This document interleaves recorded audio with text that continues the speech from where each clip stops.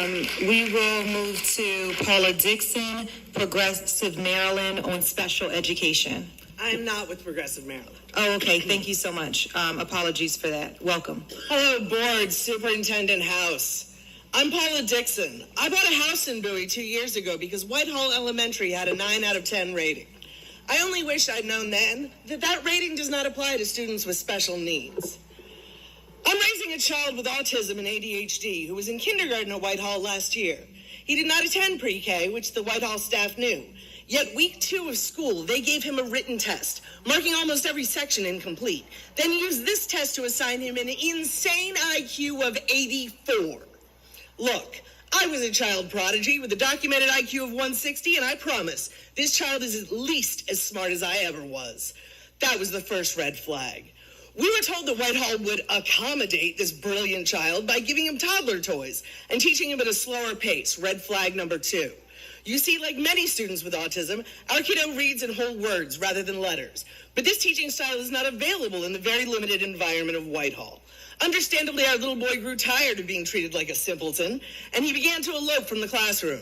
At the start of January, he began a pattern of calls asking us to pick up our boy hours early from school.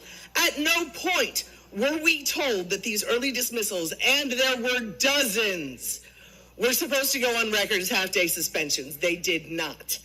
When our child eloped into the hall, the staff would physically restrain him, I would say tackle. Eventually, as most people would, he started fighting back, hitting and biting administrators. Whitehall's principal asked the child's father to sit in the classroom for days at a time, where he witnessed the young teacher's ignorance-induced disdain for her special ed students and the absences and ineptitude of the classroom aides, who I later learned have no education and get paid less than McDonald's fry cooks. Then came the full suspensions, 9 days in 1 month alone, a kindergartner with autism. When he was at school, our boy was pulled from the classroom and put into an office or empty conference room almost every single day, merely observed as his meltdowns grew worse and worse. Because that's what you do with autistic kids, right, Superintendent? After a behavioral plan was put in place, Whitehall started letting our child elope outside of the school itself. By admission of Whitehall's own vice principal, at least twice, our 5-year-old autistic little boy was allowed to cross the road alone. Our child was traumatized by the staff at Whitehall, who have no business working with autistic children. But the real crime is that he was taught nothing in his time there.